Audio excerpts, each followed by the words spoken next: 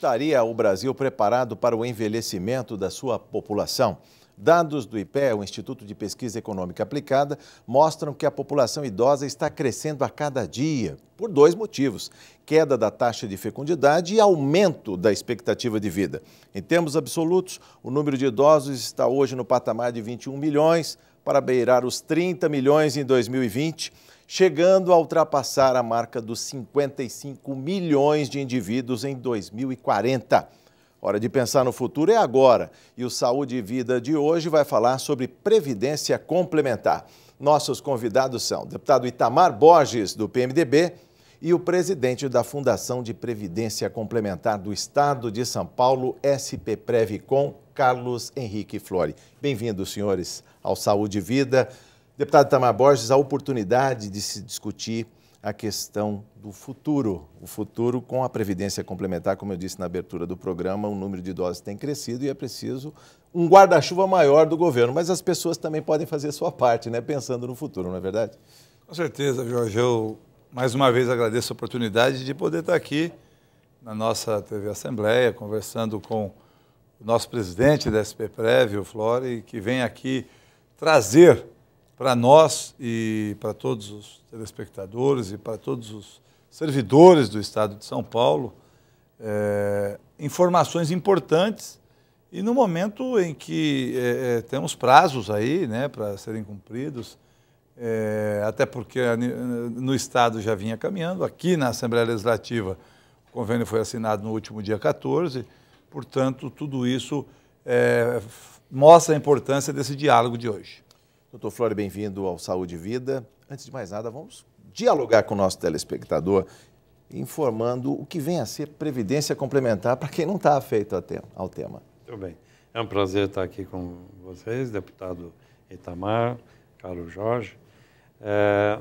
Primeiro, vamos deixar muito claro do que se trata a Previdência Complementar. O Estado de São Paulo tem dois regimes de previdência fundamentais. O primeiro é a SPPrev, né?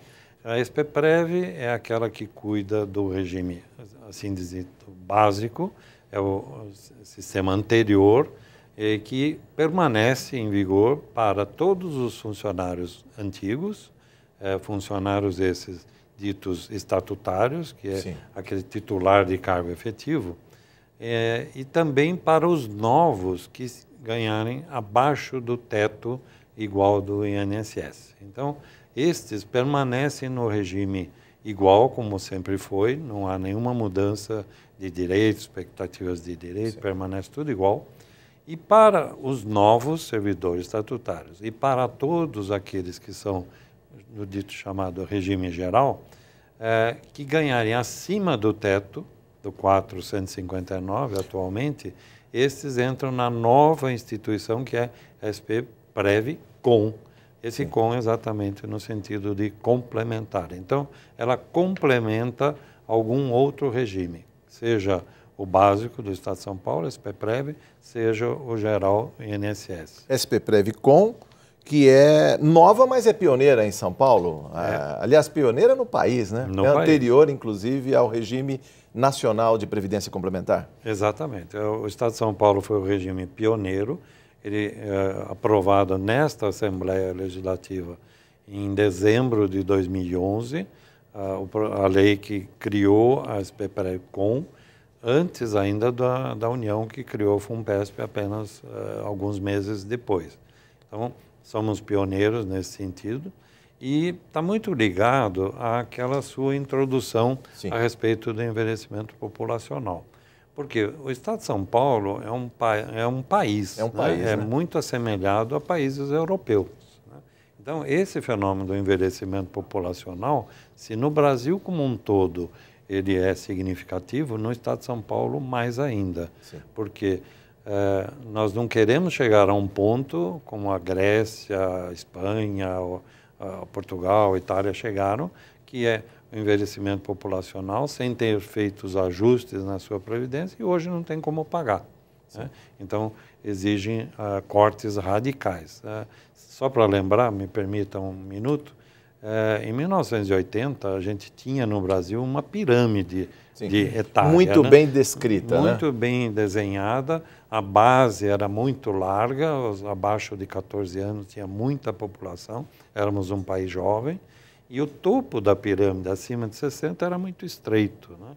Só que isso está mudando pelos fenômenos que foram mencionados, queda da fecundidade, aumento da expectativa de vida, de forma que a projeção para 2050 é uma inversão dessa pirâmide. Exatamente. Então, hoje estaríamos numa figura, um losango, um balão. Né? Agora é uma pera, vamos uma dizer pera. assim. Mas a projeção para o futuro é que o teto, o topo da pirâmide dos mais de 60 anos serão a maioria em relação à base da pirâmide. Então, essa base da pirâmide não tem como pagar a conta daqueles mais altos. Aliás, seria uma pirâmide invertida, deputado Itamar Borges. Vamos dirimir dúvidas, inclusive, com o nosso convidado de hoje aqui, para falar do funcionamento, né? O funcionamento do sistema de previdência complementar. Sua pergunta, deputado.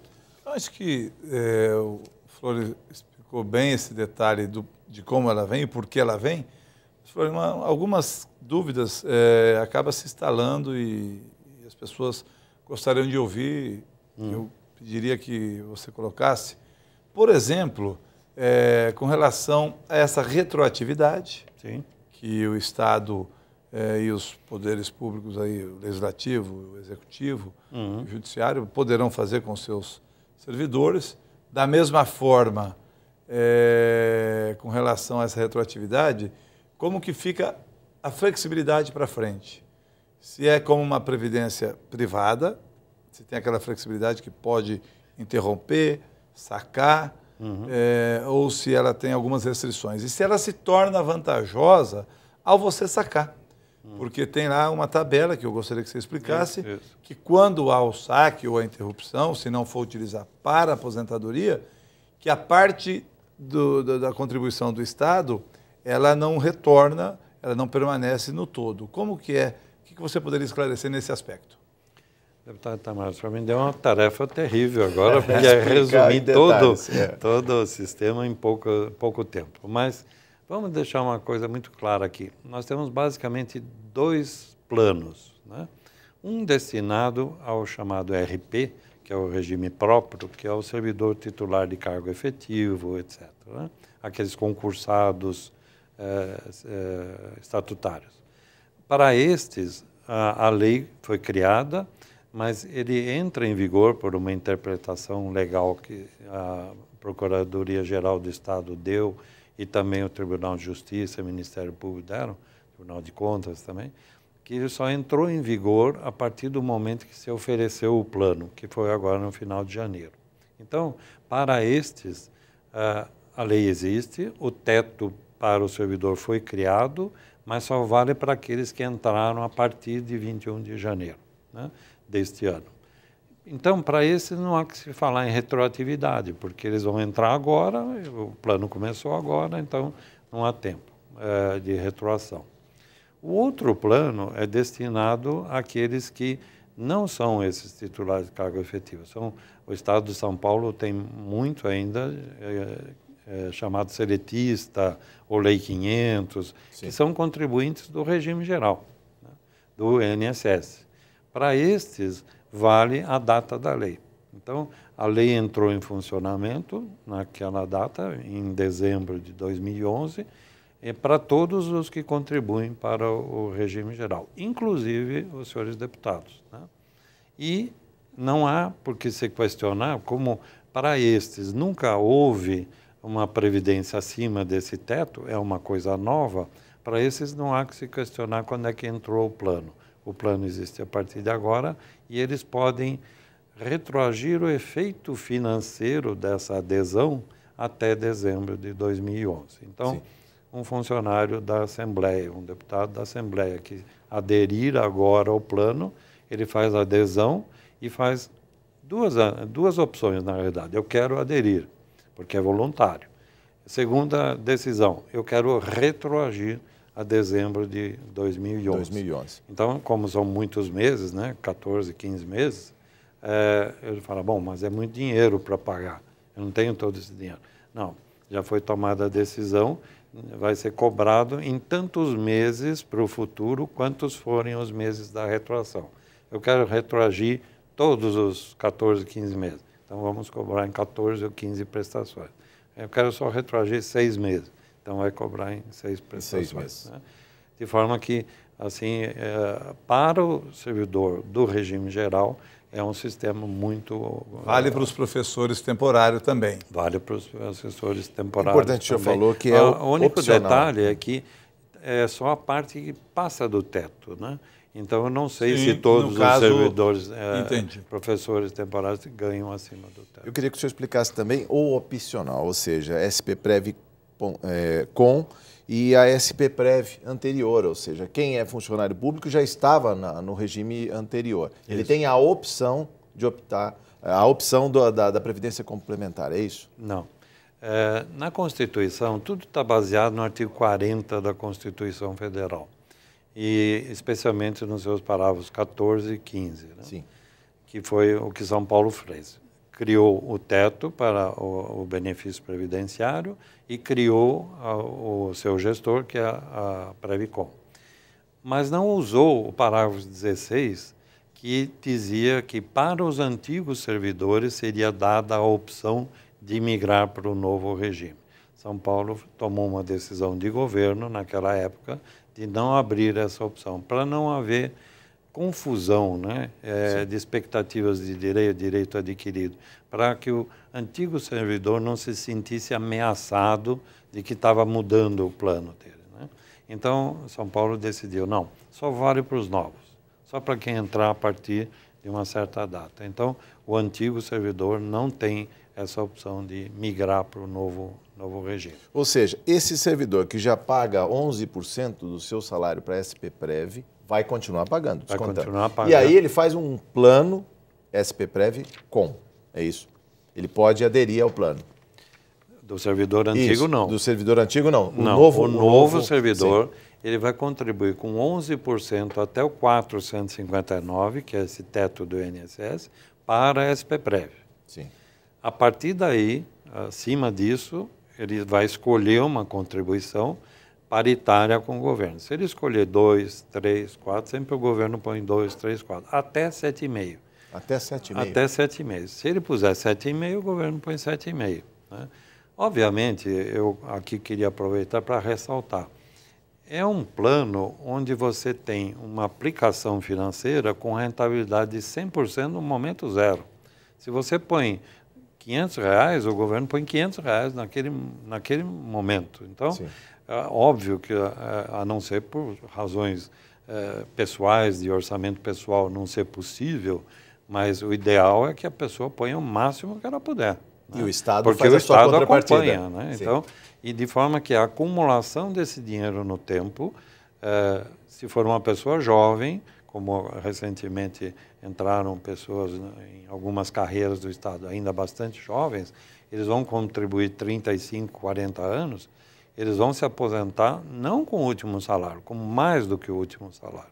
Porque aqui nesse novo regime também não há de se falar em tetos condicionais. Porque há uma conta individual, em nome do deputado Itamar, do Jorge, onde a sua contribuição e a do Estado entra na sua conta, a rentabilidade do dinheiro entra na sua conta, e lá no final da carreira, o dinheiro que está acumulado nessa conta define o valor da sua aposentadoria. Então, não há que se falar, não, está limitado a teto. Não, são contribuições da vida inteira. Um trabalhou 30 anos, outro trabalhou 40. Quanto mais ele contribuir, mais ele vai poder receber. Deputado Itamar. E o comparativo com relação a, eventualmente, o servidor que passa o limite, a opção dele, ela é exclusivamente para utilizar na aposentadoria, ou ela tem também um pouco daquele efeito da previdência privada que ele pode interromper, ou que ele pode fazer outra opção por uma necessidade no meio aí da atividade profissional dele? Isso. É sempre importante deixar claro, né, que as pessoas têm portas de saída, né? É até muito comum hoje, em qualquer lugar que você está, ver onde é que é a porta de emergência, né? Não é que entrou e nunca mais pode sair do regime. existem regras de saída. A mais óbvia e mais comum é a chamada portabilidade, né? Então, se a pessoa perdeu o vínculo com o patrocinador, no caso do Estado de São Paulo, através de todas as suas entidades, ele pode fazer a portabilidade do seu dinheiro levando para um outro Instituto de Previdência. Se ele levar para um outro Instituto de Previdência, ele leva tudo. A sua contribuição e 100% da patronal. Tudo, né? E o dinheiro, a rentabilidade acumulada. As outras portas de saída são: eu quero perdi o vínculo, eu quero me tornar autopatrocinado. Eu quero manter a vinculação, quero continuar contribuindo, talvez com uma taxa menor, porque ele tem que pagar as duas partes, né? Então, no mês de 7,5 eu pago 3,75, que as duas partes dão o mesmo 7,5. Ele continua contribuindo até preencher os requisitos de aposentadoria. Aí ele pede para sair.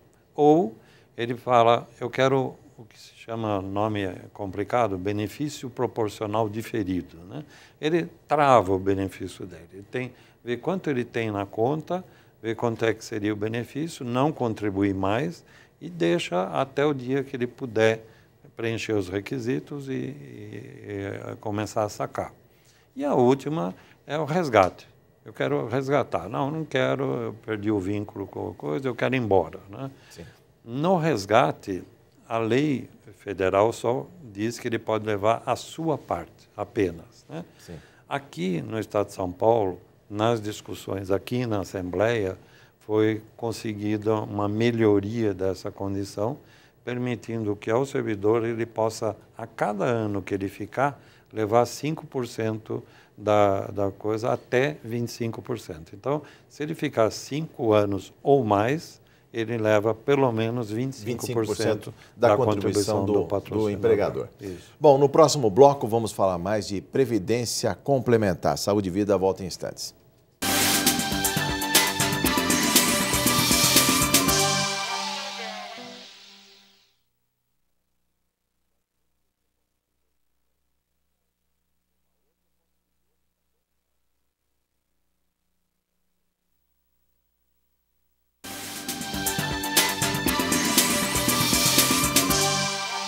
Saúde e Vida está de volta. O assunto de hoje é previdência complementar. E no intervalo surgiu uma dúvida, deputado Itamar Borges. Diga qual a sua dúvida. Estava perguntando para o Flori, nosso presidente, com relação, para que pudesse explicar mais uma vez e com detalhes, essa questão do servidor poder optar por 1% ou 7,5%. Qual que é de que forma ele pode decidir isso e sobre o quê? Bem, vamos tentar ser bastante didático aqui para deixar claro, né? Vamos imaginar, só para simplificar o raciocínio, que o teto, em vez de 459, seja 4, né? Para arredondar a nossa conta. E que o servidor ganhe 14, só para ter uma base. Então, até esse 4, ele contribui para a SPPREV antiga com 11%. Então, até 4, 11%. Do 4 ao 14, ou seja, esses 10 adicionais, ele escolhe a taxa que ele quer contribuir. Ele pode contribuir com 1, 2, 3, e o Estado sempre acompanha nessa taxa. O ideal é que ele contribua com o máximo possível, 7,5. O Estado põe 7,5 sobre esses 10. Então, ele põe 750, o Estado põe 750 na conta dele, né?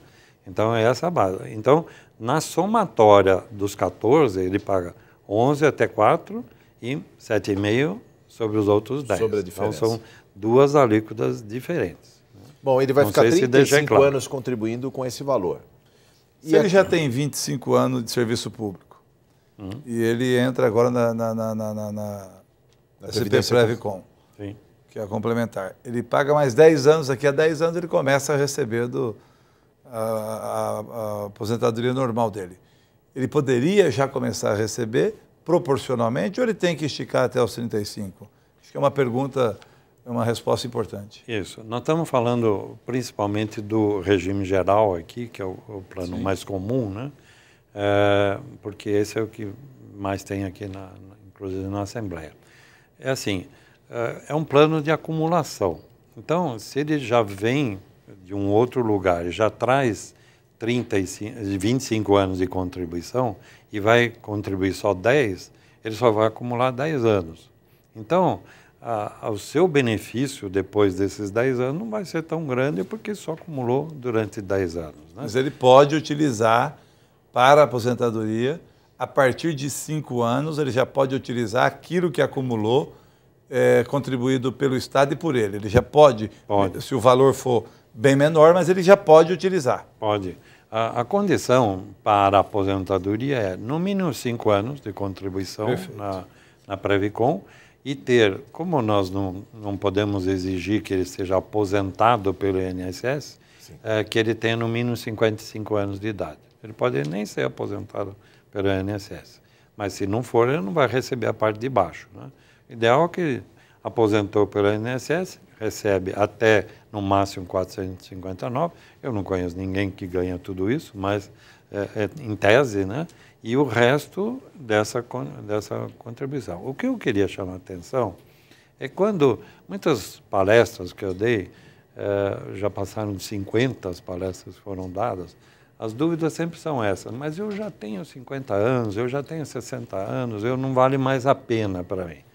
Sempre vale a pena.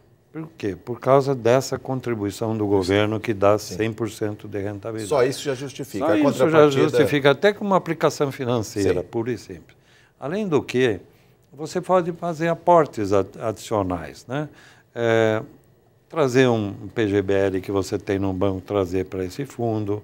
Eu sempre brinco, aquela casinha que você tem na praia, ou aquele sítio que tem no interior que ninguém mais quer ir, que você só vai lá para pagar o caseiro no fim do mês, pagar o IPTU, vende, faz um aporte no fundo. Enfim, tudo que você puder contribuir, obviamente que pela chacrinha o governo não vai acompanhar, mas é um aporte, é uma poupança no fundo, de forma que você mesmo pode programar seu futuro. Você faz a conta. No site da Previcon tem simuladores. Sim. Você pode simular quanto tempo eu vou contribuir, quanto tempo eu vou aposentar, quanto eu ponho de adicional, até chegar à convicção, bom, acho que vale a pena eu trabalhar mais 3 anos, mais 5 anos. Né? Sim. Que hoje em dia, até pela nossa fala inicial, as pessoas têm muito fixo na cabeça que tem que aposentar com 60 anos. Não é normal hoje em dia mais se aposentar com 60 anos. Bom, o normal está sendo 70. Os nossos avós não tinham aposentadoria. Nós estamos contribuindo. Talvez os nossos filhos também tenham que criar uma nova modalidade de aposentadoria ou trabalhem muito mais, porque vão viver mais do que a gente. Isso que eu queria saber do senhor, com relação à expectativa de vida. Se eu faço uma conta, que o meu pai viveu até os 62, a expectativa do brasileiro está em 76, devo viver até os 80, eu posso fazer essa conta? Se eu viver mais que 80, e aí? Essa é, acho que talvez a grande flexibilidade do novo modelo. Primeiro que os nossos avós, os nossos pais, eles tinham uma previdência assim. A previdência deles era ter muitos filhos. Né? Muitos filhos. E muitos filhos é a garantia de alguém cuidar deles na aposentadoria. Como nós dissemos, hoje em dia a taxa de natalidade caiu muito, está abaixo de 2, é 1,7, se não me engano. Ou seja, um casal não tem 2 filhos. Então, não há uma reposição do estoque, como se costuma falar. Então, não dá para confiar que os filhos vão cuidar dos pais. Quando tinha 8, 10 filhos, alguém ia cuidar deles. Além disso, com o aumento da expectativa de vida, com os avanços na biotecnologia, na célula-tronco, nesses avanços enormes na tecnologia que envolve na área da saúde nos últimos anos, ninguém sabe qual exatamente a expectativa de vida daqui a 30 anos. Né? Será 80? Por que não 100? Por que não 100? Né? Houve algumas revistas que publicaram recentemente que a expectativa de vida daqui a 40 anos pode ser 150 anos. São coisas que começam a beirar a ficção científica, né? Mas é possível. Só que nesse novo sistema, você pode decidir não se aposentar tão cedo, porque você está bem de saúde, você acabou de trocar o coração por um novo, né? Então você pode trabalhar um pouco mais tempo, portanto, acumular mais dinheiro e receber dinheiro por mais tempo. Então, em vez de você ter dinheiro acumulado para cobrir sua aposentadoria até os 80, você tem dinheiro para ir até os 100. Sim. Deputado Itamar. Com relação à porta de saída, o presidente estimulou aí, por exemplo, aportes, até de pessoas que queiram de outros patrimônios destinar. A porta de saída gera a retenção do imposto de renda, como os demais planos também, mesmo num caso de aporte ou até nesse da contribuição mensal? Quanto ao imposto de renda, ele tem uma... Claro que eu estou falando naquela opção dele chegar no meio e não querer mudou mais de opção e não quer ir até o final. O saque puro e simples sempre gera imposto de renda, né? O leão está sempre à espreita de quem simplesmente quer sacar. Mas para quem faz a portabilidade para outro fundo, não há necessidade. Ele vai para um outro fundo e continua a contribuir ou espera lá preencher os requisitos de aposentadoria. Com relação ao imposto de renda, eu queria destacar o seguinte. Na fase de acumulação, é como um PGBL hoje, né? Que você contribui para a Previdência e desconta na sua declaração de imposto de renda, obviamente mais para quem faz a declaração completa, né?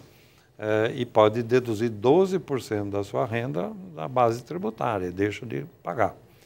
E com um benefício tributário que existe no imposto de renda, um mecanismo um pouco complicado, mas a pessoa pode, na fase de recebimento, eventualmente pagar só 10% de imposto de renda. Então, se ele permanecer no sistema até o final, ele tem grandes vantagens tributárias. Quem precisa de mais recursos, já estamos nos 5 minutos finais do nosso encontro, da nossa conversa, mas quem quer receber um pouco a mais até para fazer frente às despesas, ele também pode fazer um plano, pode optar por ter um período mais curto de desembolso e receber mais logo depois que se aposenta, porque há uma queda no padrão de vida normalmente dos aposentados. Também na hora da saída existe, vamos chamar assim, de um menu de saída, né? A pessoa opta por quanto tempo quer receber. Ele vai saber se eu estou com boa saúde, eu tenho boa condição financeira, eu tenho outra renda, etc. Tantas circunstâncias podem ser diferentes que ele pode optar. Eu quero 5 anos, eu quero... Mínimo é 5 anos. Sim. 10 anos, eu quero 15, eu quero 20. Eu quero tirar só uma porcentagem do meu valor que eu tenho depositado. Eu quero todo ano que a minha renda que eu estou recebendo seja ajustada à minha nova expectativa de vida, de forma que acaba indo até a expectativa de vida vai crescendo e vai crescendo também junto. Sim. Enfim, tem uma série de alternativas de recebimento na saída. Com relação ainda a esse plano, quando se fala do menu, o senhor falou de portabilidade. Se pode sair a qualquer tempo da SPPrev com, e também o contrário, é verdade? Podemos ter outros planos de previdência migrando para o sistema paulista de previdência complementar? Sim. Eu vou citar um caso que deve se dar muito em breve, que é o meu. Eu vou trazer alguns PGBLs que eu tenho por uma razão muito simples, e eu deixo muito claro isso. Não que eu acho que eu vou ficar lá eternamente, isso não vai acontecer, serão outras gestões. Mas é uma fundação de direito privado sem fins lucrativos. Enquanto que um PGBL que você tenha sempre estará num banco, numa instituição financeira que visa lucro, né? Perfeito. Então, as taxas podem ser, no comecinho, comparáveis a um PGBL, porque a massa da Previcon ainda é pequena, mas ela vai crescer muito rápido. Nós imaginamos que vai ter, em 20 anos, vai ter 16 bilhões de patrimônio, no mínimo. Então, a taxa de contribuição para cobrir a despesa administrativa ela vai ser muito baixinha. Muito baixa, né? Muito baixa. O senhor falou em 16 bilhões, para que o nosso telespectador tenha uma noção, os grandes fundos de previdência hoje têm muito mais do que isso em suas carteiras. Não, poucos grandes fundos têm mais, né? Porque hoje você pode ter o fundo do Banco do Brasil, da Petrobras, da Caixa Econômica, etc. Tem mais do que isso. Mas com 16 bi, se tivesse hoje, o Estado de São Paulo estaria entre os 10 maiores. Sim. Vamos saudar o nosso convidado, porque o nosso tempo já se esgotou, deputado Itamar Borges. Agradecer e cumprimentar, porque eu tenho acompanhado o dia a dia da atuação da SP Previcon, né? Até porque, como disse o nosso presidente, tem se preocupado, da mesma forma que está aqui na TV Assembleia, também tem levado em palestras, em encontros, e fez essa cartilha também que, de forma especial, detalha e é bem didática para o servidor e, é claro, no próprio site tem todas as informações. Parabéns aí pela iniciativa e que possa contemplar a todos os servidores que possam se enquadrar, que seja mais um gesto do governo no intuito de respeitar o direito adquirido, mas, ao mesmo tempo, criar oportunidade com um novo sistema previdenciário já definido pela regra federal e agora na regra estadual também. Doutor Flório, o que faltou dizer para o nosso coisa. Telespectador? Aí vamos precisar de um outro programa como esse. Aqui, certamente restaram muitas dúvidas a serem esclarecidas. Eu peço que aos telespectadores visitem o site da Previcon, que lá estará a cartilha, teremos simuladores lá que ele pode usar. Nós, em várias áreas de maior concentração de servidores, vamos fazer palestras. Minha equipe, aqui, por exemplo, na Assembleia, já está a minha equipe esclarecendo dúvidas. E estamos sempre às ordens. Se quiserem uma outra vez chamar para outro tipo de pergunta, eu virei com prazer. Já fica o convite aqui. Muito obrigado, viu? Prazer. Obrigado, doutor Flório. Obrigado, deputado Itamar Borges.